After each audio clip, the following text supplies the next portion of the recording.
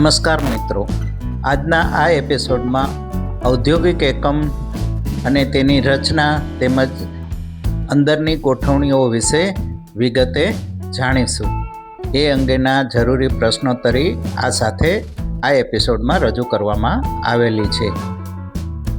આજનો પ્રથમ પ્રશ્ન, ઔદ્યોગિક એકમની મશીનરી ઔદ્યોગિક એકમમાં કઈ રીતે ગોઠવવી જોઈએ? ઔદ્યોગિક એકમની મશીનરી અગ્નિ ખૂણાથી શરૂ કરી નૈઋત્ય ખૂણા થઈ પશ્ચિમ તરફ આગળ વધતી ગોઠવવી જોઈએ.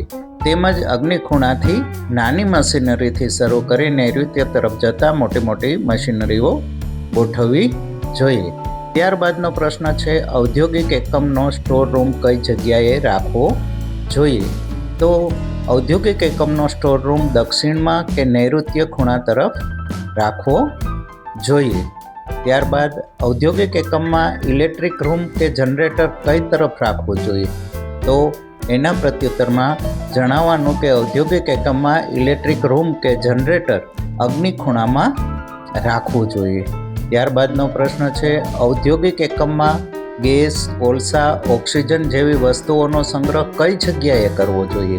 ઔદ્યોગિક એકમમાં ગેસ, કોલસા, ઓક્સિજન જેવી વસ્તુઓનો સંગ્રહ અગ્નિ ખૂણામાં કરવો જોઈએ.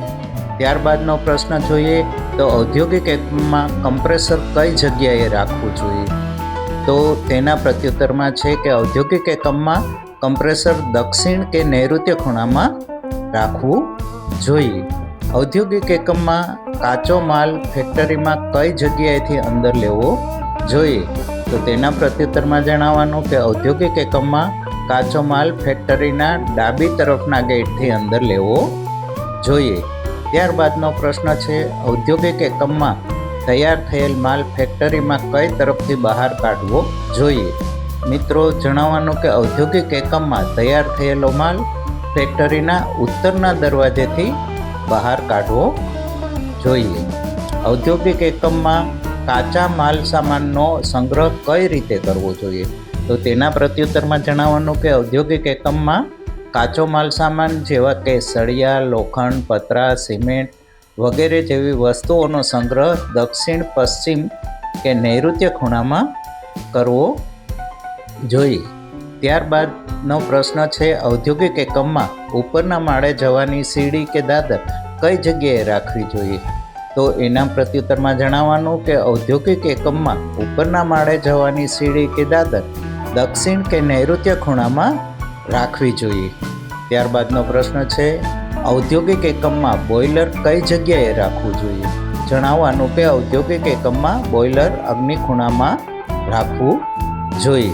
ત્યારબાદનો પ્રશ્ન છે, ઔદ્યોગિક એકમમાં લેથ શેપિંગ મશીન કઈ જગ્યાએ રાખવા જોઈએ? જણાવવાનું કે ઔદ્યોગિક એકમમાં લેથ શેપિંગ મશીન દક્ષિણ દિશામાં રાખવા જોઈએ. ત્યારબાદનો પ્રશ્ન છે, ઔદ્યોગિક એકમમાં ચીમની કઈ જગ્યાએ રાખવી જોઈએ? તો મિત્રો, એના પ્રત્યુત્તરમાં જણાવવાનું કે ઔદ્યોગિક એકમમાં ચીમની અગ્નિ કે વાયવ્ય ખૂણામાં રાખવી જોઈએ. ત્યારબાદનો પ્રશ્ન છે, ઔદ્યોગિક એકમમાં વેલ્ડિંગ મશીન કઈ જગ્યાએ રાખવું જોઈએ? તો તેના પ્રત્યુત્તરમાં જણાવવાનું કે ઔદ્યોગિક એકમમાં વેલ્ડિંગ મશીન અગ્નિ ખૂણામાં રાખવું જોઈએ. ત્યારબાદનો પ્રશ્ન છે, ઔદ્યોગિક એકમની ડિઝાઇન અને બાંધકામ વખતે કઈ બાબતો ધ્યાને રાખવી જોઈએ? તો જણાવવાનું કે ઔદ્યોગિક એકમની ડિઝાઇન અને બાંધકામ વખતે એકમની બરોબર વચ્ચે પિલર કે વજનદાર વસ્તુઓ ન રાખવી પડે તેની તકેદારી કરી જરૂરી ડિઝાઇનને બાંધકામ કરવું. ત્યારબાદનો પ્રશ્ન છે, ઔદ્યોગિક એકમમાં મેનેજરની બેઠક વ્યવસ્થા કઈ જગ્યાએ રાખવી જોઈએ? તો મિત્રો, ઔદ્યોગિક એકમમાં મેનેજરની બેઠક વ્યવસ્થા નૈઋત્ય ખૂણે રાખવી સારી. ત્યારબાદનો પ્રશ્ન છે, ઔદ્યોગિક એકમમાં તૈયાર થયેલો માલ સામાન કઈ જગ્યાએ રાખવો જોઈએ? તો મિત્રો, ઔદ્યોગિક એકમમાં તૈયાર થયેલો માલ વાયવ્ય ખૂણામાં રાખવો જોઈએ. ત્યારબાદનો પ્રશ્ન છે, ઔદ્યોગિક એકમમાં પાર્કિંગ તેમજ સિક્યોરિટી કેબિન પ્લોટમાં કઈ જગ્યાએ રાખવું જોઈએ? તો ઔદ્યોગિક એકમમાં પાર્કિંગ તેમજ સિક્યોરિટી કેબિન પ્લોટના વાયવ્ય ખૂણે રાખવું જોઈએ. ત્યારબાદનો પ્રશ્ન છે, ઔદ્યોગિક એકમમાં કેન્ટીન વ્યવસ્થા કઈ જગ્યાએ રાખવી જોઈએ? તો મિત્રો, ઔદ્યોગિક એકમમાં કેન્ટીન વ્યવસ્થા અગ્નિ ખૂણામાં રાખવી જોઈએ. ઔદ્યોગિક એકમમાં પેકિંગ માટેની વ્યવસ્થા કઈ તરફ રાખવી જોઈએ? ઔદ્યોગિક એકમમાં પેકિંગ માટેની વ્યવસ્થા વાયવ્ય કે પશ્ચિમ તરફ રાખવી જોઈએ. ત્યારબાદનો પ્રશ્ન છે, ઔદ્યોગિક એકમમાં લેબોરેટરી તેમજ ટેસ્ટિંગની વ્યવસ્થા કઈ તરફ કરવી જોઈએ? જણાવવાનું કે ઔદ્યોગિક એકમમાં લેબોરેટરી તેમજ ટેસ્ટિંગની વ્યવસ્થા વાયવ્ય દિશામાં કરવી જોઈએ. ત્યારબાદનો પ્રશ્ન છે, ઔદ્યોગિક એકમમાં એસેમ્બલી રૂમ કઈ તરફ રાખવો જોઈએ?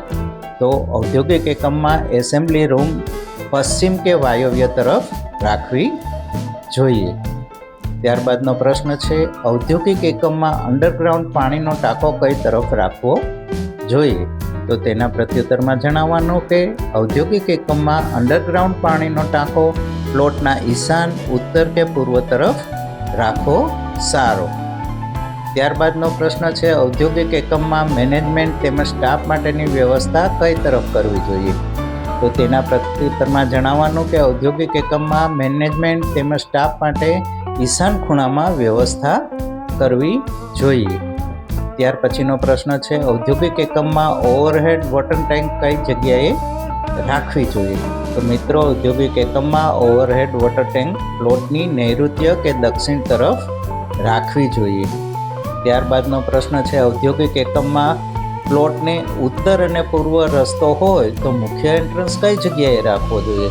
તો મિત્રો, ઔદ્યોગિક એકમમાં પ્લોટને ઉત્તર અને પૂર્વ રસ્તો હોય તો ઉત્તર તરફ મુખ્ય એન્ટ્રન્સ રાખવો જોઈએ, જે વધુ સારો રહે છે. ત્યારબાદનો પ્રશ્ન છે, ઔદ્યોગિક એકમમાં પ્લોટને દક્ષિણ અને પૂર્વ તરફ રસ્તો હોય તો તેનો મુખ્ય એન્ટ્રન્સ કઈ જગ્યાએ રાખવો જોઈએ? તેના પ્રત્યુત્તરમાં જણાવવાનું કે ઔદ્યોગિક એકમમાં પ્લોટને દક્ષિણ અને પૂર્વ તરફ રસ્તો હોય તો પૂર્વ તરફ મુખ્ય એન્ટ્રન્સ રાખવો જોઈએ. ત્યારબાદનો પ્રશ્ન છે, ઔદ્યોગિક એકમમાં પ્લોટને પશ્ચિમ અને ઉત્તરે રસ્તો હોય તો મુખ્ય એન્ટ્રન્સ કઈ જગ્યાએ રાખવો જોઈએ? તો તેના પ્રત્યુત્તરમાં જણાવવાનું કે ઔદ્યોગિક એકમમાં પ્લોટને પશ્ચિમ અને ઉત્તરે રસ્તો હોય તો ઉત્તર તરફ મુખ્ય એન્ટ્રન્સ રાખવો જોઈએ. હવે જોઈએ, ઔદ્યોગિક એકમમાં સ્ટાફના રહેઠાણ તેમજ ચોકીદાર રૂમ વગેરે કઈ જગ્યાએ રાખવા જોઈએ? તો તેના પ્રત્યુત્તરમાં જણાવવાનું કે ઔદ્યોગિક એકમમાં સ્ટાફના રહેઠાણ તેમજ ચોકીદાર રૂમ વગેરે દક્ષિણ કે અગ્નિ તરફ કરવા જોઈએ. હવે ઔદ્યોગિક એકમમાં સ્ટાફ કારીગરો માટે સંડાસ કે મૂતરડીની વ્યવસ્થા કઈ તરફ કરવી જોઈએ? તો તેના પ્રત્યુત્તરમાં જણાવવાનું કે ઔદ્યોગિક એકમમાં સ્ટાફ કારીગરો માટે સંડાસ કે મૂતરડીની વ્યવસ્થા દક્ષિણ કે નૈઋત્ય તરફ કરવી સારી. હવે પછીનો પ્રશ્ન છે, ઔદ્યોગિક એકમમાં મુખ્ય દરવાજા કે શટર અન્ય દરવાજા કરતાં કેવા રાખવા જોઈએ? તો તેના પ્રત્યુત્તરમાં જણાવવાનું કે ઔદ્યોગિક એકમમાં મુખ્ય દરવાજા કે શટરનું માપ અન્ય દરવાજાઓ કરતાં મોટું રાખવું, એટલે કે મુખ્ય દરવાજા કરતાં બીજા દરવાજા નાના રાખવા જોઈએ.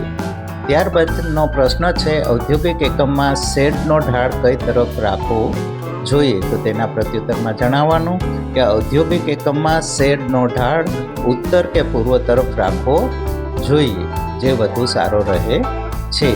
ત્યારબાદનો પ્રશ્ન છે, ઔદ્યોગિક એકમના સંકુલનો ઢાળ કઈ તરફ રાખવો જોઈએ? તો તેના પ્રત્યુત્તરમાં મિત્રો જણાવવાનું કે ઔદ્યોગિક એકમના સંકુલનો ઢાળ ઈશાન, ઉત્તર કે પૂર્વ તરફ રાખવો જોઈએ. મિત્રો, આવી જ ઉપયોગી માહિતીઓ મેળવતા રહેવા બિલ્ડિંગ પ્લાનિંગ આઈડિયા ચેનલને લાઇક, શેર અને સબસ્ક્રાઈબ કરવાનું ભૂલશો નહીં. આભાર.